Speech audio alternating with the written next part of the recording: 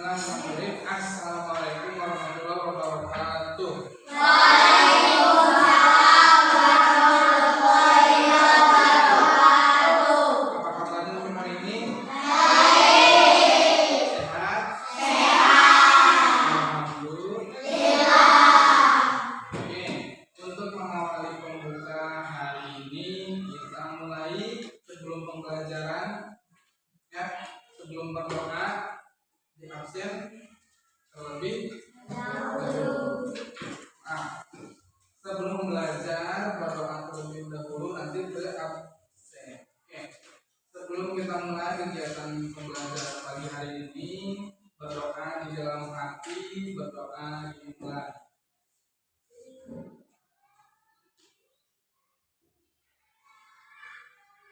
Berdoa selesai. Oke. Setelah berdoa, Bapak coba absen terlebih dahulu. Yang tidak hadir siapa?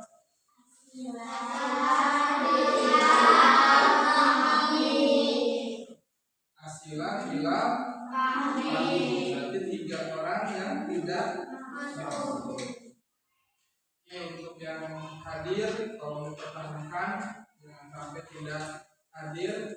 Ya. Sebelum ke materi, Bapak akan menjelaskan terlebih dahulu yang pembelajaran yang kita akan bahas. Ya.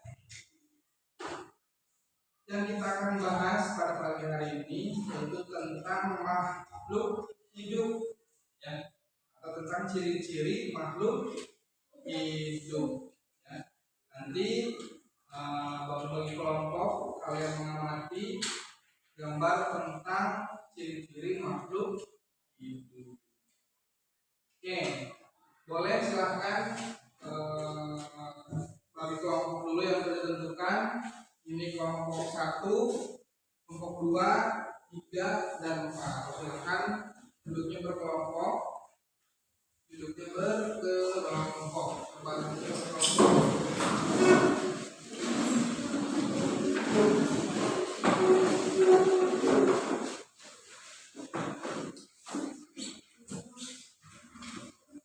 Oke. Walaupun berkelompok sambil lihat ke belakang dulu ya. Makhluk hidup. Makhluk hidup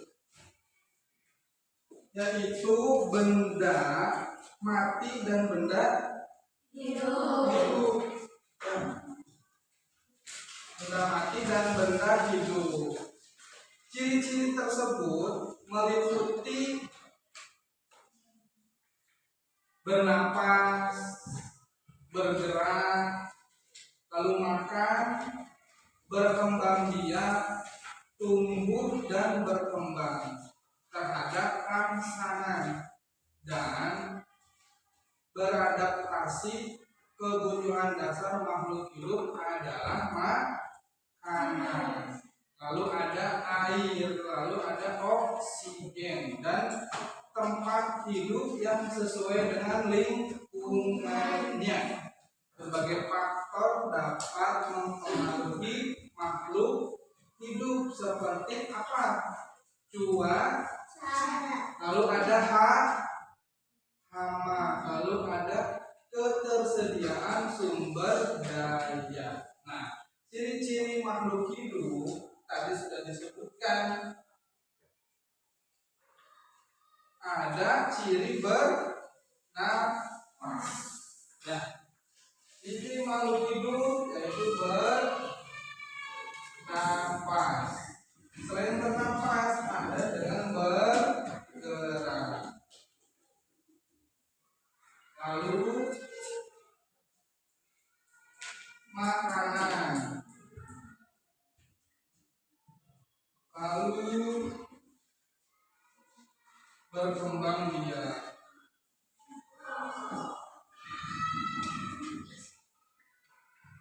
Berkembang biak.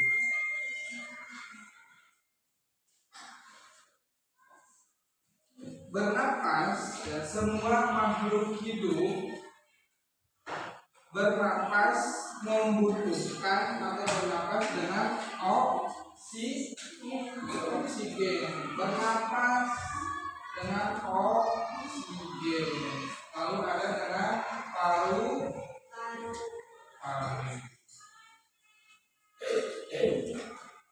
Bernapas dan menghasilkan energi. Jadi makhluk hidup ciri-ciri bernapas sangat membutuhkan bernapas, yaitu melalui oksigen. Lalu ada bergerak. Makhluk hidup dapat bergerak untuk mencari makan, ya. Mencari makan lalu menghindari bahaya atau beradaptasi dengan lingkungan. Faktor yang dapat mempengaruhi lingkungan seperti cuaca, jenis dan keberadaan sumber daya mempengaruhi pertumbuhan atau perkembangan dari makhluk hidup. Tadi di sini masuk ke dalam faktor yang mempengaruhi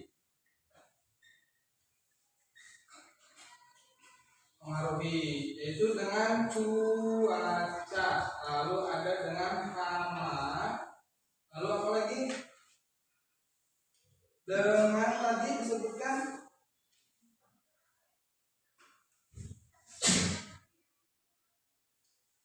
ketersediaan sumber daya.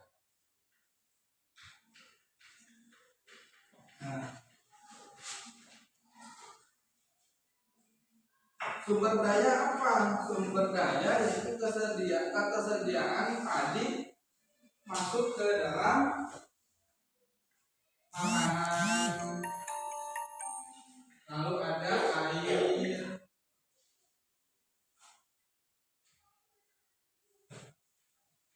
yang dapat dibutuhkan bagi manusia. Itu termasuk ke dalam faktor yang mempengaruhi. Kalau cuaca berarti yang ekstrim, ada cuaca panas, lalu hujan. Dari contoh makhluk hidup, apa contoh makhluk hidup tadi? Manusia. Makhluk hidup ada manusia.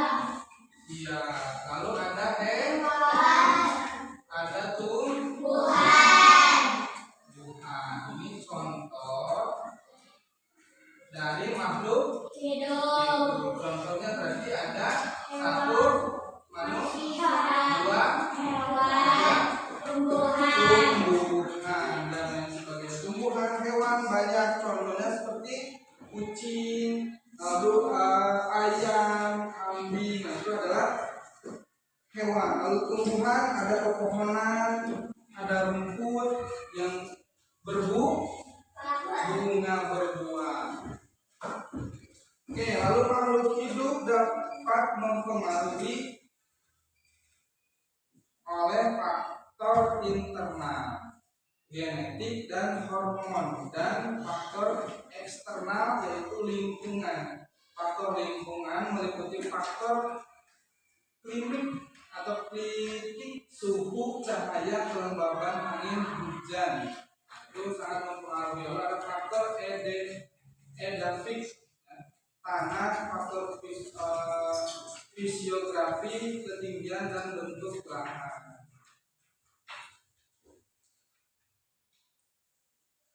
Lalu kita lanjutkan, ada pengelompokan dari makhluk hidup secara sederhana dapat dilakukan dengan beberapa kelompok utama. Yang tadi sudah Bapak sebarkan gambarnya dari ciri-ciri makhluk hidup. Di situ seperti lihat gambarnya bersama kelompok. Ada gambar makhluk hidup, ada manusia, ada hewan, ada tumbuhan. Nah, dari beberapa faktor berkelompok makhluk hidup secara sederhana. Hewan, ya, ada hewan. Hewan memiliki ciri seperti bisa disebut dengan eukaryote atau sel memiliki inti multiseluler. Berbagai banyak dapat bergerak, contohnya hewan meliputi kucing, lalu ada gogok atau dibata anjing, lalu ikan dan burung.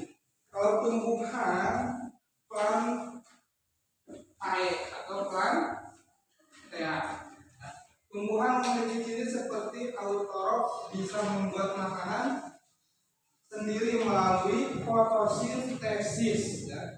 Eukaryote memiliki profit dan tidak dapat bergerak, contohnya tumbuhan, pohon, lalu ada rumput dan bunga. Nah, lalu kita bahas ke autonomi tumbuhan, adalah studi tentang struktur internal tumbuhan, termasuk jaringan sel yang menyusun serta fungsinya.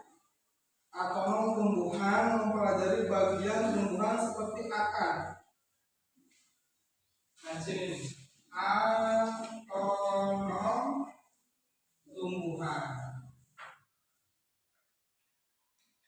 1. Sel.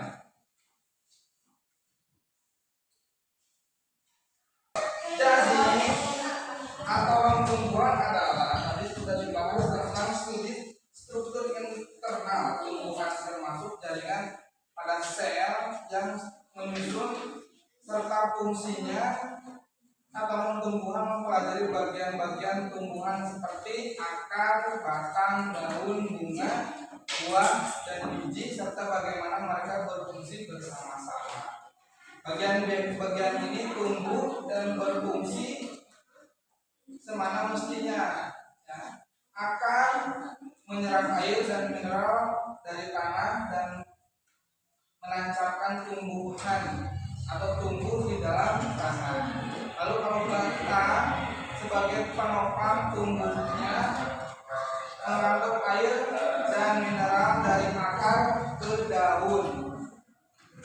Lalu bunga alat reproduksi tumbuhan, tempat terjadinya penyerbukan dan pembuahan. Lalu ada buah melindungi biji dan membantu penyebaran biji. Lalu ada biji, alat reproduksi yang mengandung embrio atau calon tumbuh baru pada struktur sel yang jaringan tumbuhan. Lalu ada jaringan sel pada tumbuhan. Ya, ada sel itu artinya ini kehidupan tumbuhan memiliki membran, sitoplasma, inti sel, dan mungkin itu yang bisa Bapak sampaikan.